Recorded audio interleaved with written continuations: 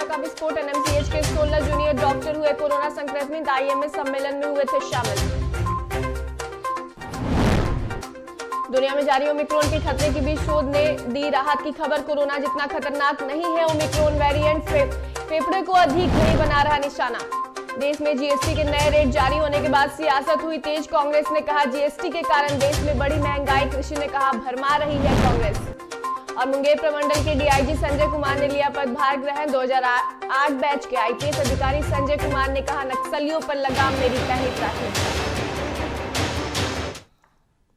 नमस्कार, आप देख रहे हैं डीटीवी भारत और मैं हूं आपके साथ एकता। बुलेटिन की शुरुआत करेंगे, लेकिन उससे पहले रुक कर लेते एक बड़ी खबर की। तो बड़ी खबर इस वक्त सामने आ रही है पटना से। तो आपको बता दें, जहां बिहार में हो सकता है कोरोना का विस्फोट, तो ये बड़ी खबर आपको बता रहे हैं। जहां राजधानी पटना के 18 डॉक्टर कोरोना संक्रमित पाए गए हैं। तो आपको बता दें, कोरोना के मामले लगातार बढ़ रहे हैं। ऐसे में एनएमसीएच के 16 जूनियर और एम्स के 2 डॉक्टर संक्रमित पाए गए हैं। तो ये आपको पटना से खबर बता रहे हैं, जहां एनएमसीएच के सभी संक्रमितों ने आईएमए सम्मेलन में हिस्सा लिया था। उसके बाद ये सभी डॉक्टर जो है वो सभी डॉक्टर को आइसोलेट में चल रहा इलाज। तो ये आपको पटना से बड़ी खबर बता रहे हैं, जहां 75 डॉक्टरों की आरटीपीसीआर जांच में 16 डॉक्टर कोरोना संक्रमित पाए गए हैं। तो बिहार में लगातार कोरोना के मामले में इजाफे हो रहे हैं। ऐसे में एनएमसीएच के राजधानी पटना में 16 डॉक्टर जो है वो कोरोना संक्रमित पाए गए हैं। तो कहीं ना कहीं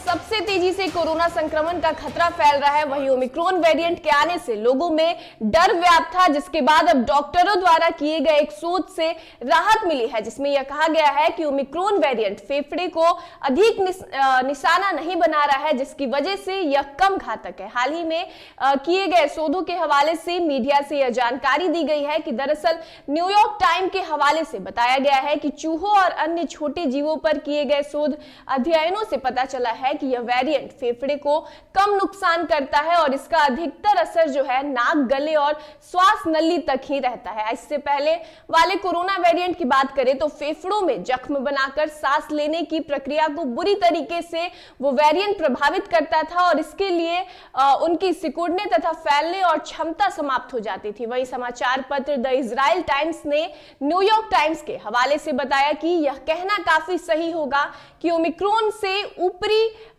श्वसन तंत्र से संक्रमण हो रहा है और पहले के वेरिएंट की तुलना में यह कम घातक है। वहीं बर्लिन इंस्टीट्यूट ऑफ हेल्थ के जीव विज्ञानी रोनाल्ड एल्स ने बताया कि यह वेरिएंट संक्रमित जीव की श्वास नली को प्रभावित करता है और एक शोध में यह पाया भी गया है कि फेफड़ों में ओमिक्रॉन का स्तर कुल संक्रमण लोड का 10वां हिस्सा था या वेरिएंट की तुलना में काफी कम पाया गया था। वहीं आपको बता दें कि इससे पहले अन्य कई शोधों में यह कहा गया है कि ओमिक्रॉन कोरोना के डेल्टा वेरिएंट की तुलना में उतना घातक नहीं है और इस बात के प्रमाण भी है।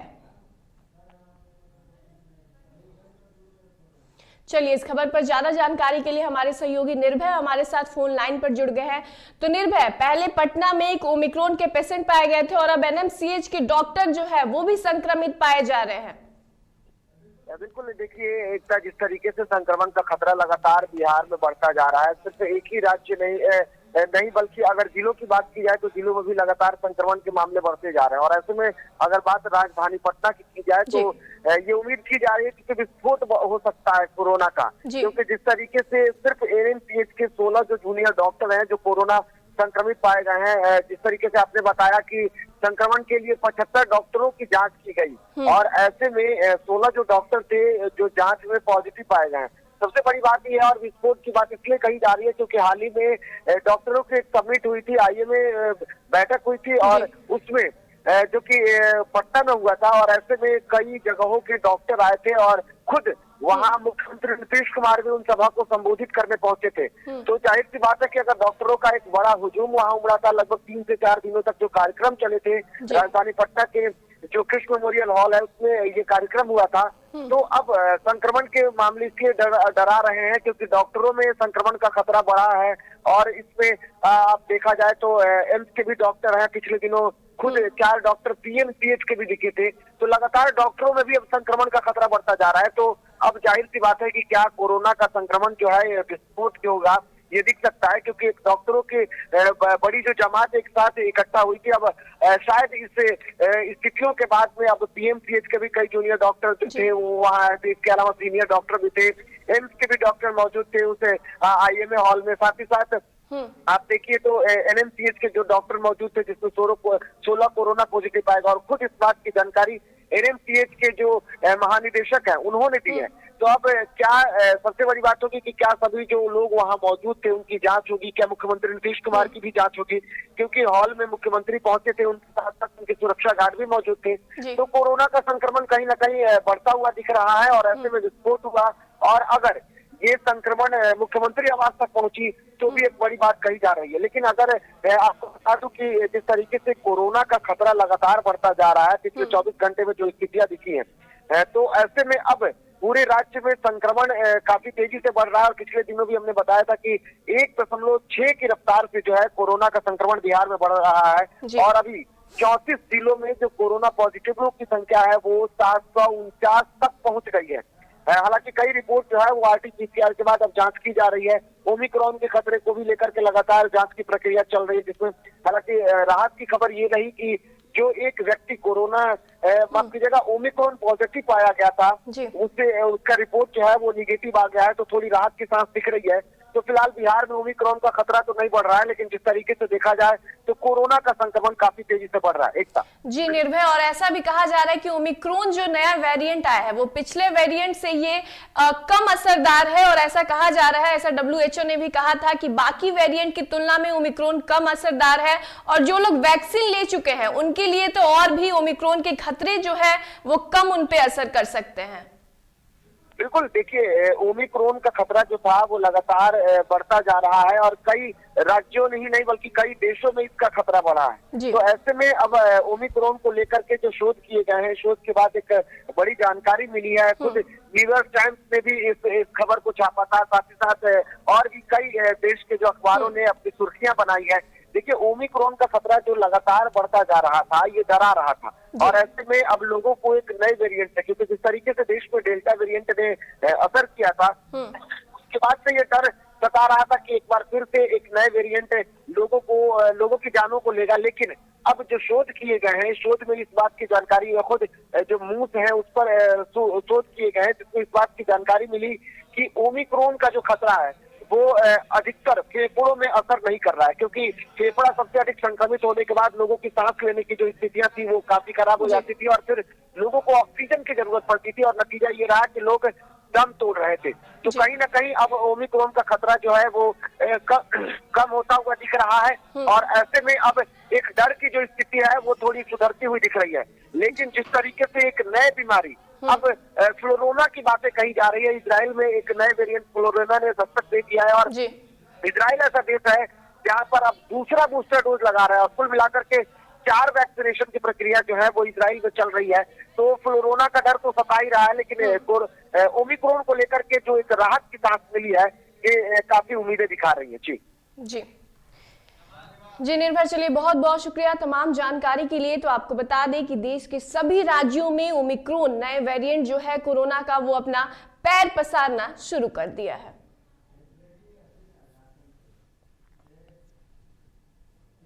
चलिए यहाँ रुक कर लेते हैं एक और बड़ी खबर की।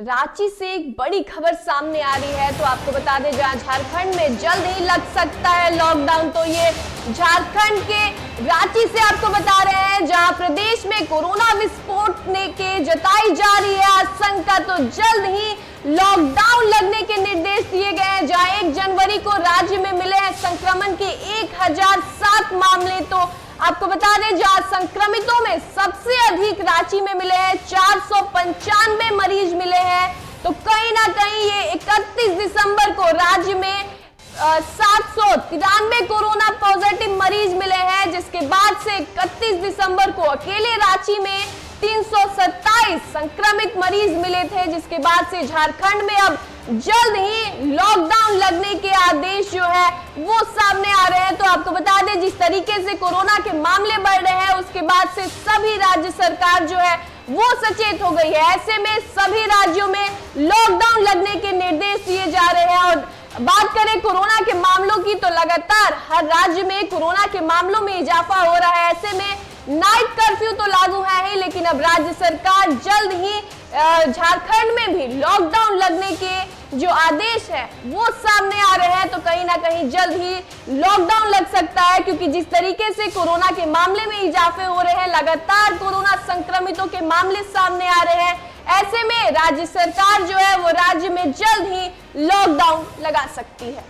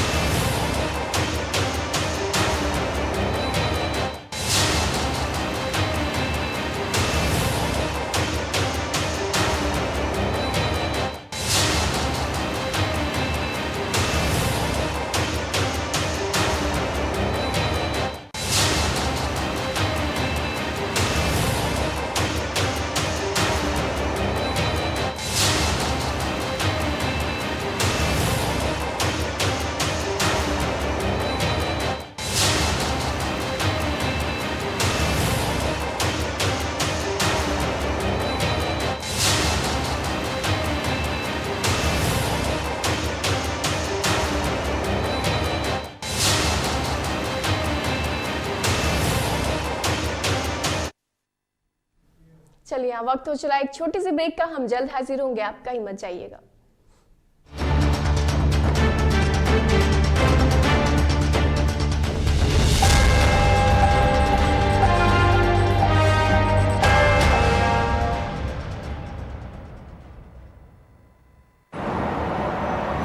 सर, छुट्टी चाहिए थी। क्यों? गांव के सारे घर कच्चे थे, बाढ़ में ढह गए, मेरा भी। Good morning sir. देखिए, बुनियाद भी पक्की, आपका नया घर भी पक्का, सालों साल चलेगा सर। ठीक है, ले लो छुट्टी।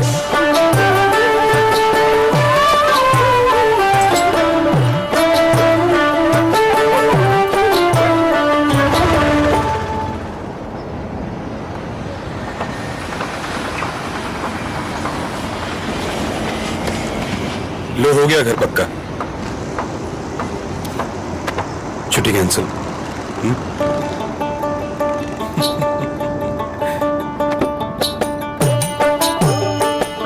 सच्ची खुशी वही होती है जिसकी बुनियाद दूसरों की खुशी में हो।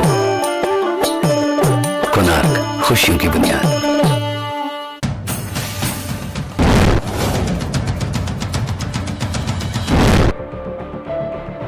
बात होगी सत्ता की, बात करेंगे व्यवस्था की। वादे नारे कहां गुम हो गए जनाब? किसान, मजदूर, नौजवान सब हैं परेशान। बेरोजगारी, पलायन आज भी है बरकरार। कहां तो तय था सड़क से लेकर संसद तक उठाएंगे आवाज, लेकिन अब ना हो परेशान, क्योंकि डीडी भी उठाएगा आपकी आवाज।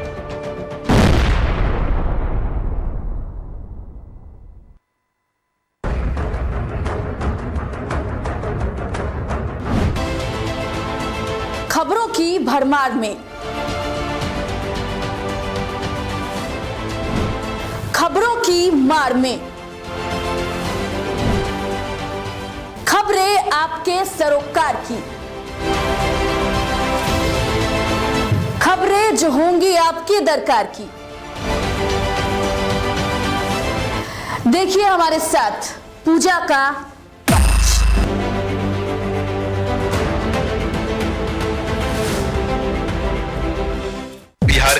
Kumar progressive school.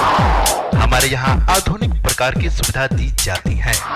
अनुभवी शिक्षक एवं शिक्षिकाओं के द्वारा पठन पाठन की व्यवस्था, पुस्तकालय में इंटरनेट की सुविधा, विदेशी भाषा की सुविधा, वातानुकूलित कक्षाएं, यातायात की सुविधा, खेल संबंधित उपकरण उपलब्ध, वेस्टर्न नृत्य की सुविधा।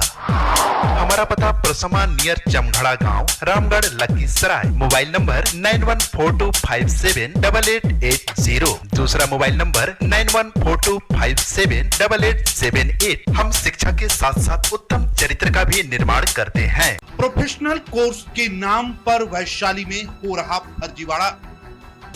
MBA और MCA के नाम पर कॉलेज छात्रों को दे रहा झांसा। BBA और BCA के नाम पर सिर्फ सर्टिफिकेट का हो रहा वितरण। B फार्मा और D फार्मा के नाम पर कॉलेज दे रहा अधकचरा ज्ञान। कॉलेज खुलेआम उड़ा रहा तमाम नियमों की धज्जियां। जल्द देखिए DTV भारत पर कॉलेज का कारनामा। टीवी के साथ सोशल मीडिया पर भी है पकड़। यहां होती है जनता की बात, चाहे हो दिन या हो रात। सरकार तक पहुंचाते हैं आपके हाल। आपके मुद्दों पर हम पूछते हैं तीखे सवाल। सरकार की डार्लिंग महंगाई से आदमी मर रहा है, अब क्या बोले ज्यादा। जिस पर होती है सबकी नजर, हम दिखाते हैं नो फिल्टर खबर। नीतीश कुमार की सरकार को 1 साल हो चुका है। पिछले साल विधानसभा चुनाव हुआ, जिसके बाद बिहार के मुख्यमंत्री बने नीतीश कुमार।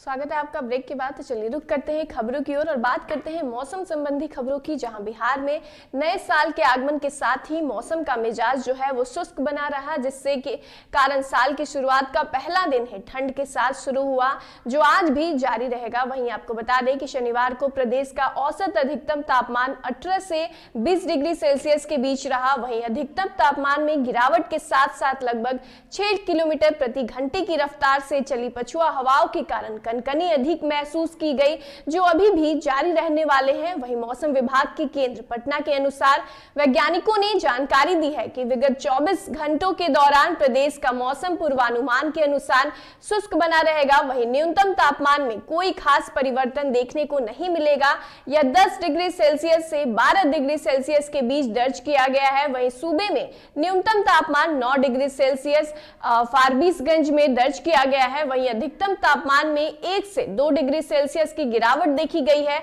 वहीं कई स्थानों पर कोहरा भी देखा गया है।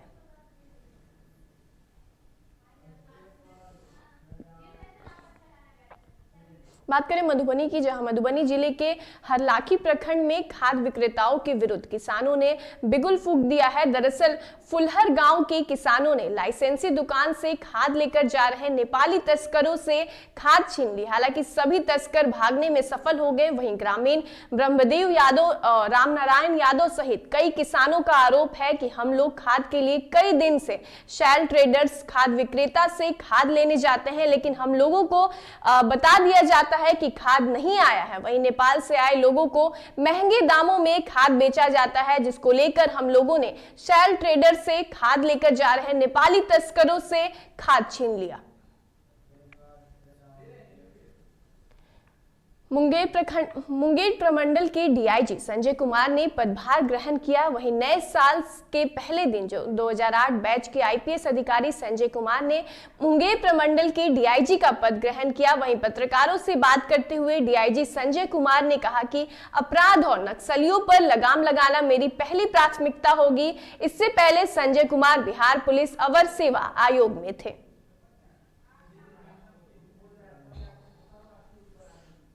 मुंगेर से सिर्फ मेरा मतलब नहीं है, मेरा मतलब मुंगेर रेंज से होना चाहिए, क्योंकि मुंगेर रेंज के अंदर जो अन्य 3 जिले हैं उसके लिए भी मुझे देखना है।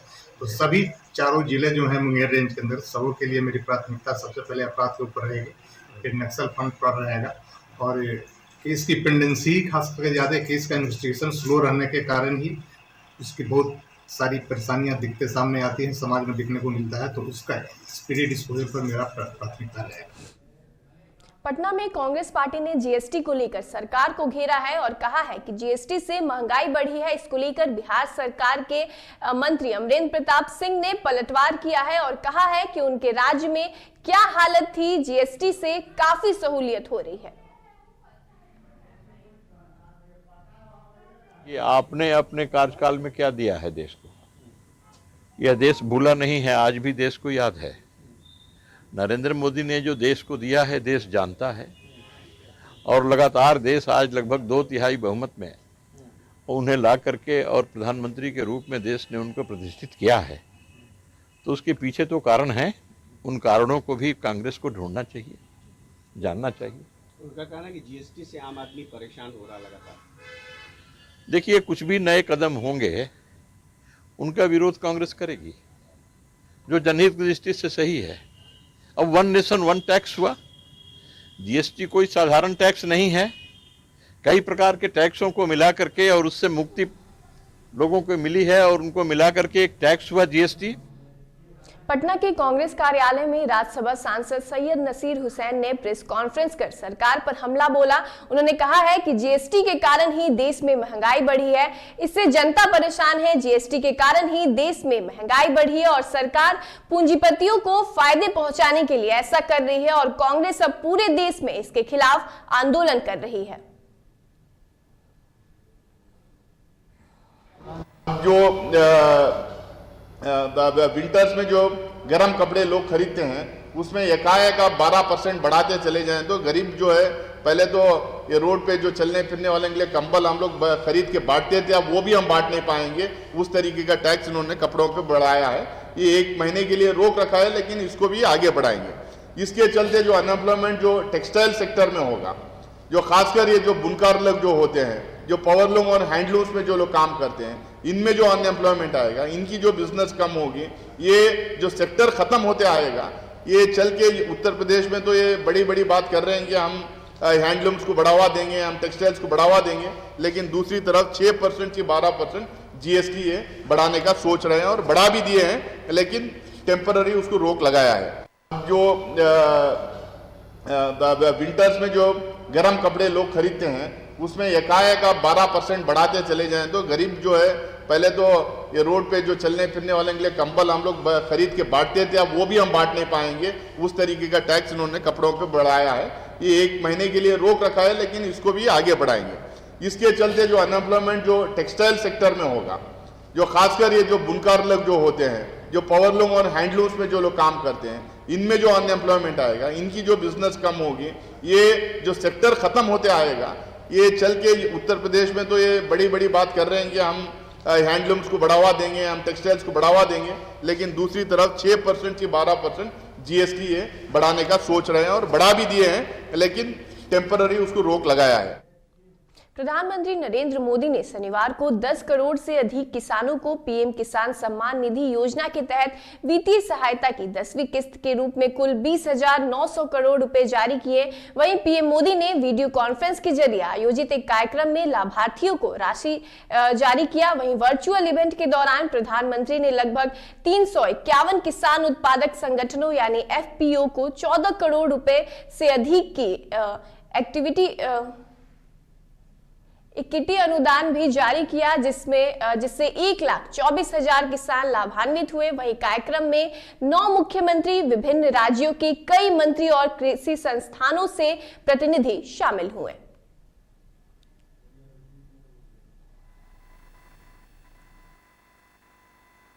वर्ष 2022 की हार्दिक शुभकामनाएं। साल की शुरुआत देश के करोड़ों अन्नदाताओं के साथ हो। साल के प्रारंभ में ही मुझे देश के कोने कोने में हमारे किसानों के दर्शन करने का सौभाग्य मिले, ये अपने आप में मेरे लिए बहुत बड़ी प्रेरणा की पल है।